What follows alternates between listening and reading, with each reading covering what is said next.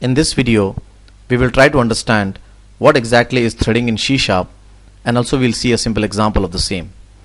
And then at the later end of the video, we will try to understand two important types of threads, one which is called as the foreground thread and the other one which is called as the background thread.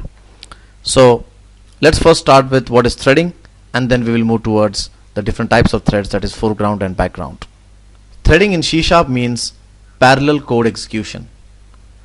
In other words, let's say that in your C# program you have multiple functions like function 1, function 2, or you have a lot of logic, and sometimes there are situations where you would like to run this logic parallelly. So that's what is called as threading. So in order to understand how C# actually runs these codes parallelly, let's create a simple console application in C# and let's see a simple example and let's demonstrate threading.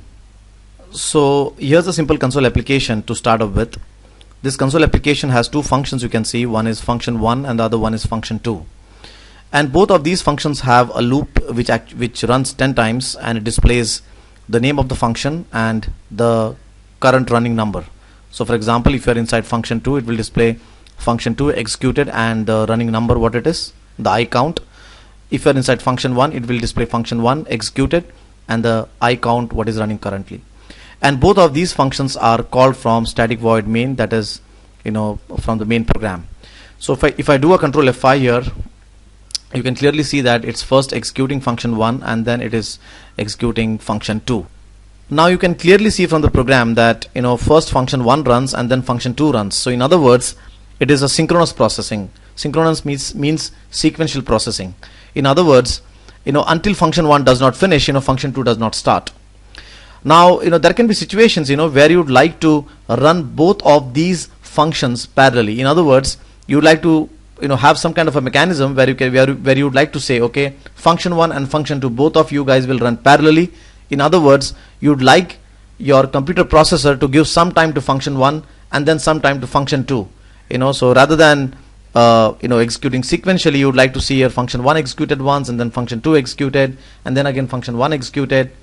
And that's where we use threading. So let's go step by step and let's see how we can implement threading in this project. The first thing is you need to go and import the namespace of threading. So you need to say using system.threading. This is the namespace where you have a thread object which helps you to execute functions or your logic parallelly. Also, rather than invoking these functions sequentially, we would like to go and invoke them in a multi-threaded manner or in a parallel way, right? In order to invoke function 1 and function 2 in a parallel way, we need to use something called as the thread object. So let me go and create a thread object, new thread.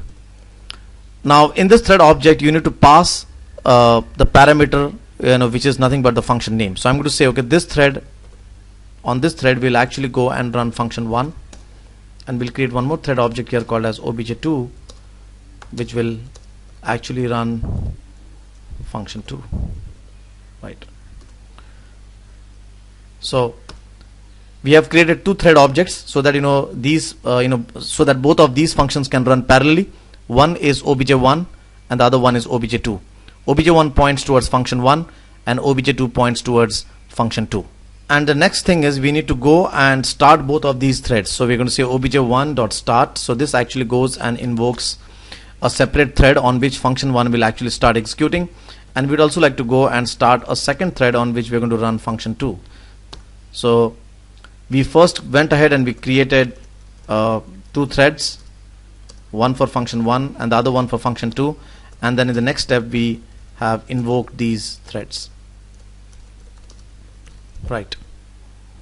In order to see a clear execution, what I'll do is after every for loop which runs, right, every for variable executed inside function 1 as well as function 2, I will wait for must be for 4 seconds. Okay. Now in order to wait for 4 seconds, I'm going to again use the thread class here, and I'm going to say your thread.sleep, and you can see that we need to pass here milliseconds. So I'm going to say 4000.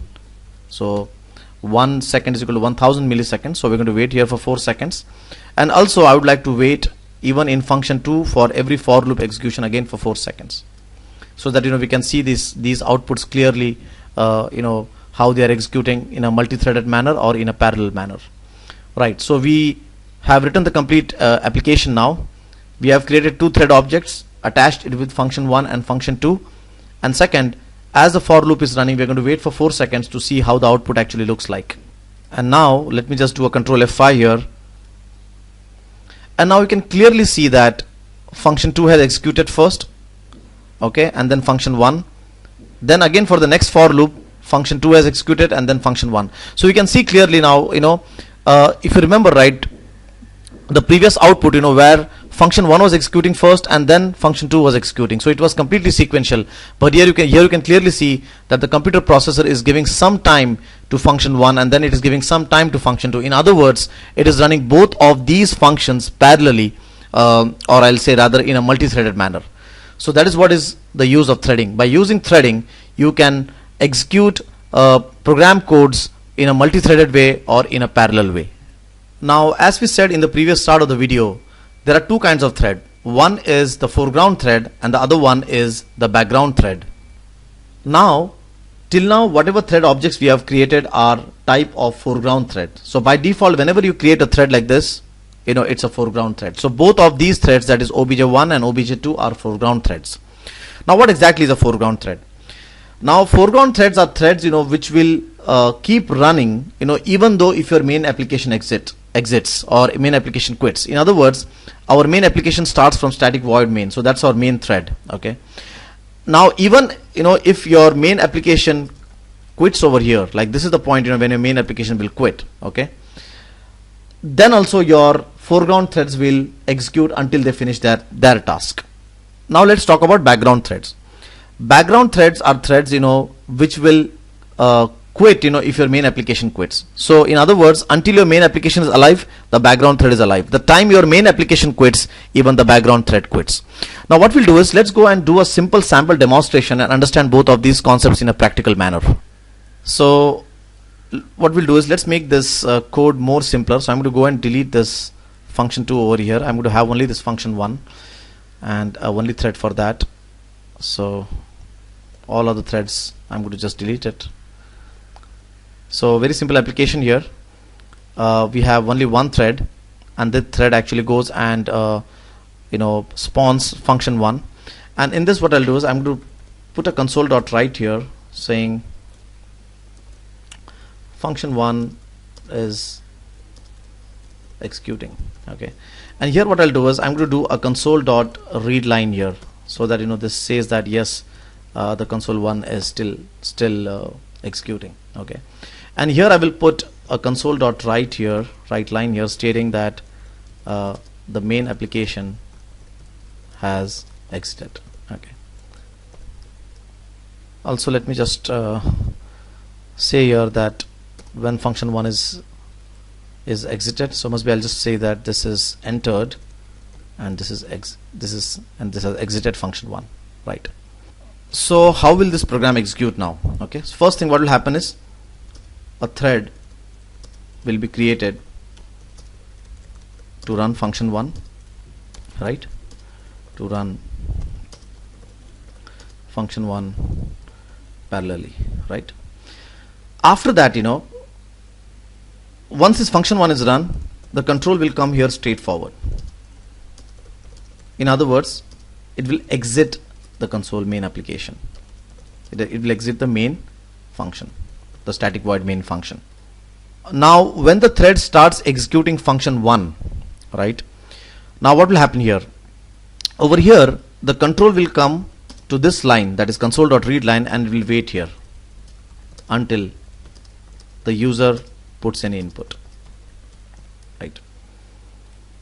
Now if you run a foreground thread, if you run this thread in a foreground manner, right, what will happen is, even if the application quits over here, still this console.read line will be displayed. You will be able to enter the number, and until the function 1 is exited, this function will keep running.